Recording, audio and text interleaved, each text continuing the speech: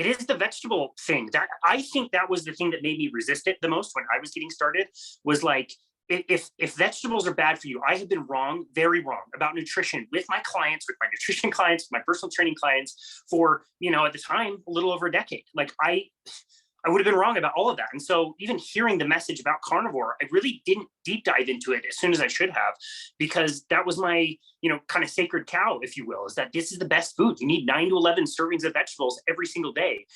And it just, you cringe to think back on those times that like you were eating all of these gross plants that had active fighting chemicals, like you said, that are fighting against our health, tearing up my gut and making my joints ache and all of these things that I was dealing with.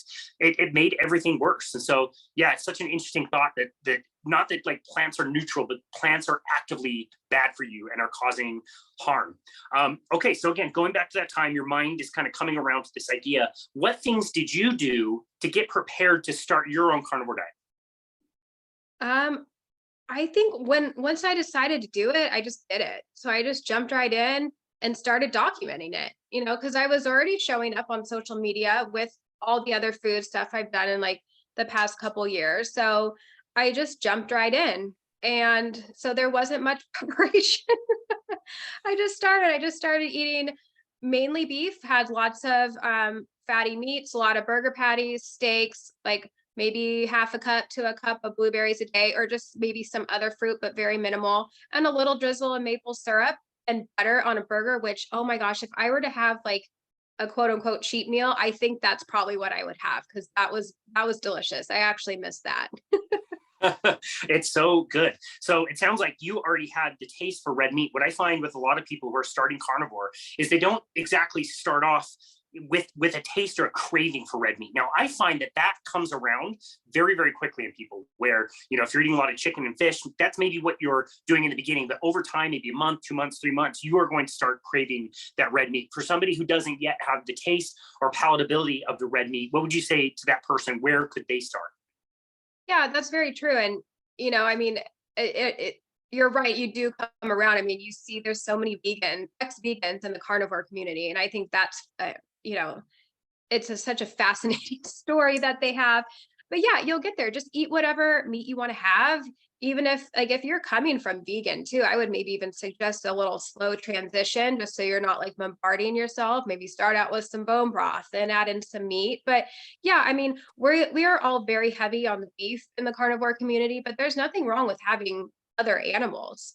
So yeah, if you want some chicken, maybe if you're having breast, like you could have it plain or whatever, but I would add fat to things if you're having lean cuts, but also not stress about it in the beginning. It will all balance out eventually. Yeah. Do you find that as you're helping people get started, do you find that one of the barriers to success is people that think they need to make it more complicated for themselves than they need to? Yeah, I think they're overthinking it and they're trying to be maybe a little like not too creative in the kitchen, but like they're used to making recipes. Or now they're worried, like, should I also be fasting or should I be tracking my macros? And it's like, just keep it simple. Like you can adjust all that stuff as you go. Like just in the beginning, have some bacon and eggs for breakfast, have some burger patties with cheese if you like dairy for lunch, and have a steak for dinner. Like you don't need to complicate it at all. And you can make changes down the road, but yeah, just start off like don't be stressed out. There's so many things that you can tweak as you go on. I love that. That's great advice. Were there any recipes that you were following in the beginning that now you no longer need because it's just so simple? You just throw some burger patties in an air fryer, eat it with some bacon or butter, and you're done. Like it's so easy. But were there any recipes in the beginning that you really enjoyed?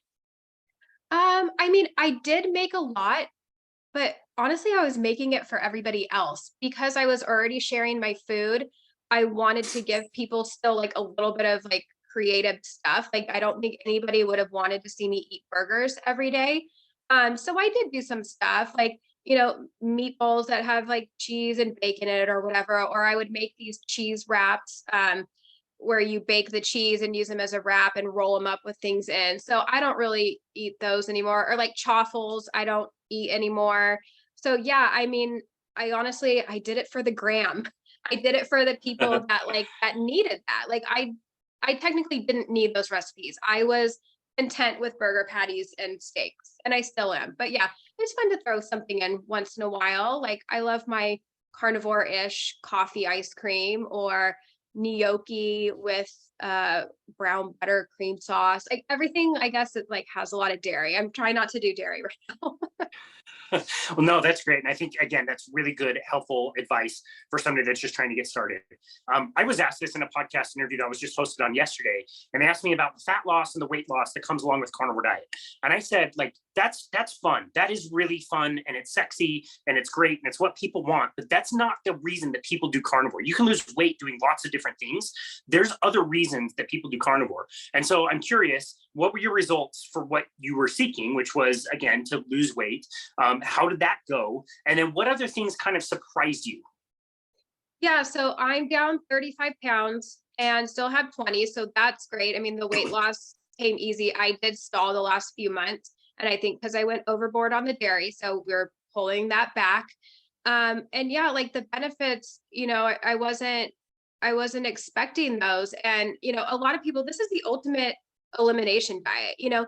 People aren't going on this. I mean, some are just to lose weight, like you said. Like people are turning to this because they have some major health issues, or they have like autoimmune disease. Like I have a friend who was covered head to toe in psoriasis, like insane, and it's completely cleared up.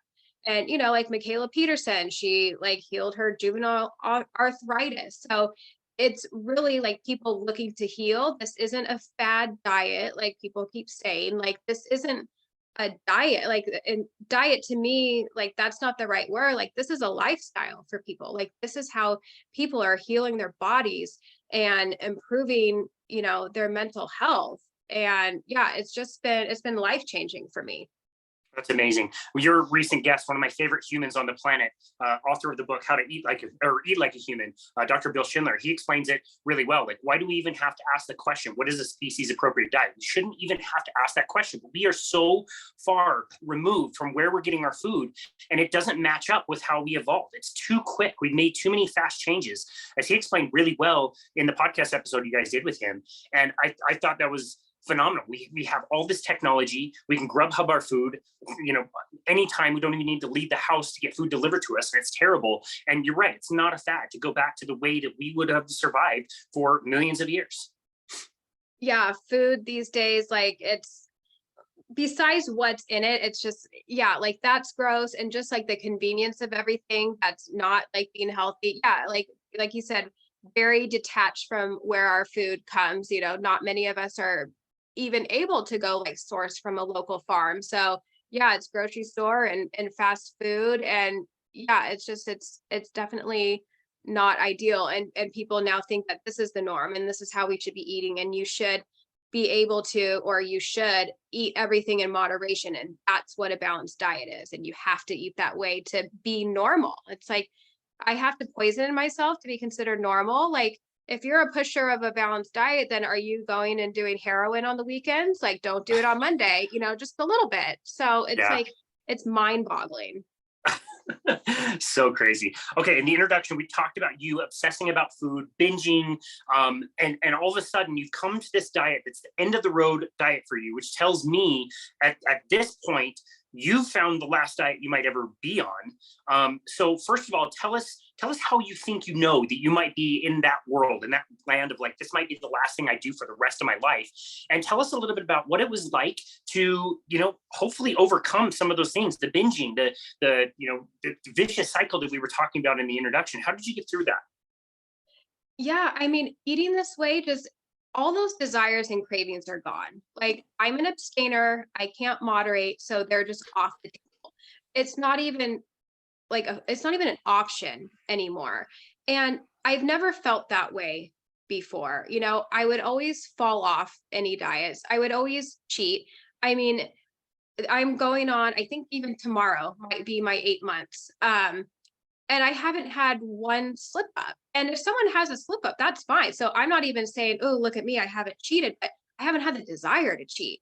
Like I haven't even had, besides that 5 weeks when I was animal based, like I haven't even had one bite of my kids' fruit when I'm cutting it up for them. Like there has been nothing. So to me, like having that food freedom, which people don't understand because they're like, how do you have food freedom? You're not eating anything. I'm like, well, to me, food freedom is like the mental freedom. the mental gymnastics I would go through to not binge or binge and then restrict or try to fit into my macros or what, like just constantly obsessively thinking about food, like now it's gone. You could have, pre-carnivore, you could have a plate of donuts sitting next to me and I would be like, oh my gosh, I want one so bad. Maybe I would eat one and maybe I would not for the rest of the day, but I would be thinking about it. Or maybe I would eat the whole thing and then it's like, okay, well, tomorrow I got to start over. So I'm going to starve myself tomorrow so it can all balance out. And now they could sit here and it would be like, I have no desire because it's more than just weight. I think with the times in the past, it's like since I was just looking for weight loss, I would have a cheat weekend or a cheat night because it's like, okay, one night's not going to affect my weight loss. Whereas now it's coming from, I'm worried about my health and my mental health. So that's why this works for me. And like, yeah, you could have that here, no desire. Like, it's just, I don't even see it. And it's not even like I would sit here and be like, oh gosh, I really want one, but I'm carnivore, so I can't, like, not even another thought. So that is freeing for me. Like, I just feel like that is like 10 pounds lifted or 100 pounds lifted. And, I feel like a lot of people struggle with that. A lot of people struggle with the yo-yo and, the carb and sugar addiction. So I just hope someone listening to this, like, can know, like, it doesn't have to be that way. I did that for 25 years. It was miserable, like it can stop. It can stop. And it may sound like a drastic diet, but you know what? Like, what was more awful was feeling how I felt. I don't think it's awful to eat ribeyes every day.